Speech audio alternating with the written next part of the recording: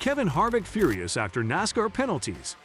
Kevin Harvick, one of the drivers who has been the most vocal about worries over the safety of the next-gen car, was hit with a hefty fine by NASCAR for suspected changes that were detected on his Ford at Talladega Superspeedway. This NASCAR suspension seems excessive. Why NASCAR imposed this penalty? NASCAR Zone has got you covered.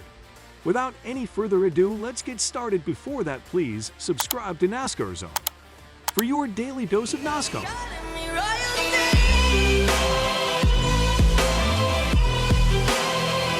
NASCAR deducted 100 points for both Harvick and Stewart Haas Racing, fined crew chief Rodney Childers $100,000, and suspended Childers for the 4 races. According to NASCAR, the fines were imposed because of the modification of a single supplier-supplied part. A few minutes before the official announcement of the penalty, Harvick tweeted, "Seems weird." It is common knowledge that NASCAR will make life tough for race teams that the sanctioning body deems to be acting inappropriately for any number of reasons. It's possible that Harvick's comments from the previous week about the next-gen car's safety were a factor in why the number 4 Ford was chosen to be sent from Talladega to Ford's R&D Center in North Carolina for a more in-depth evaluation. NASCAR claims that the selection of cars for post-race inspection at the R&D Center is done in a random fashion, although there is no evidence to support this claim.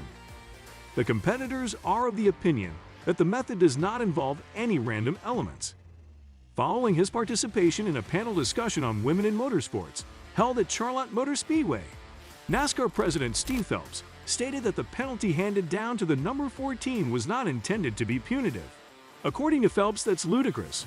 No one at Stewart Haas Racing holds a grudge against Kevin Harvick or Ronnie in any way, nor does anyone else on the team. Our boys are extremely talented. They are going to investigate the matter, examine it a third time to check if there is in fact a penalty, and that the penalty is correct. If the 4 teams believe that the decision should be overturned, they will submit an appeal. Phelps stated that he was aware of the component that SHR is accused of modifying.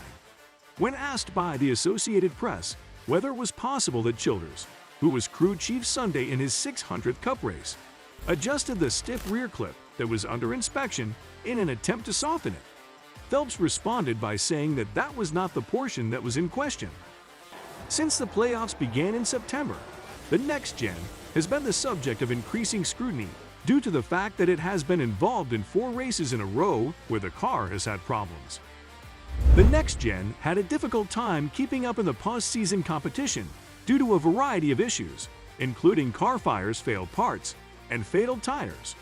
Why next gen was facing such an issue? What do you think about this? Let us know in the comment section below. Before we move further, please subscribe to our channel. But the most significant problem was the rigidity in the back of the car, which has been linked to Alex Bauman and Kurt Busch sustaining concussions as a result of the accident. Both Bauman and Busch will sit out this weekend's event, with Bauman missing his 2nd race in a row and Busch missing his 12th race in a row. Connie Shane Ware will not participate in Sunday's race at Charlotte Motor Speedway since he broke his foot in a crash 2 races ago. This is the first time that 3 drivers will miss a race due to injuries for the first time in at least 20 years.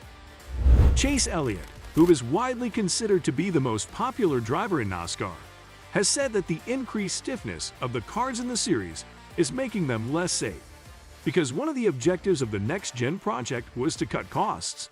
The new car has been designed to be very rigid so that it can resist collisions and lower the size of the fleets that teams require for a season consisting of 38 races.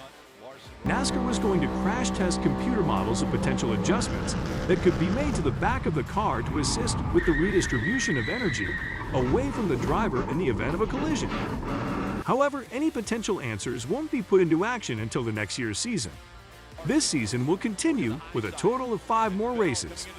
Because of the suspension, Childers will most likely be allowed to return to work for only the season-ending episode, due in large part to issues with his next-gen vehicle. Harvick was knocked out of the playoffs in the 1st round. Prior to the start of practice in Charlotte, Phelps and the senior leadership of NASCAR are scheduled to meet with the drivers. Phelps admitted that there is room for improvement in the communication with the drivers, and he stated that NASCAR is open to teams' proposals for upgrades to the cars. Safety is the single most important thing for NASCAR, the safety of our drivers. And I think we have a 2-decade history that would suggest that that is a true statement. So are there things that we need to do to this race car that make it safer? Yes, particularly in the rear of the car. But there are also things to this car that are safer than the last car. So we are going to continue to iterate on the car, working with our drivers, right? So what are the after effects of the penalty? Please let us know in the comment section below. And also don't forget to subscribe to our channel.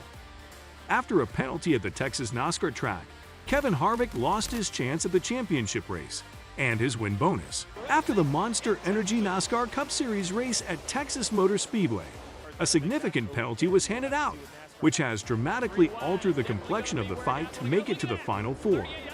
Following his victory in the AAA Texas 500 at Texas Motor Speedway, it was discovered that Kevin Harvick had broken the provision in the NASCAR rulebook pertaining to spoilers, which caused him to be penalized for the infraction. It is required that spoilers be utilized unaltered and in the same manner in which they were supplied by the manufacturer. During the post-race inspection that took place at the NASCAR Research and Development Center in Concord, North Carolina, the violation was identified.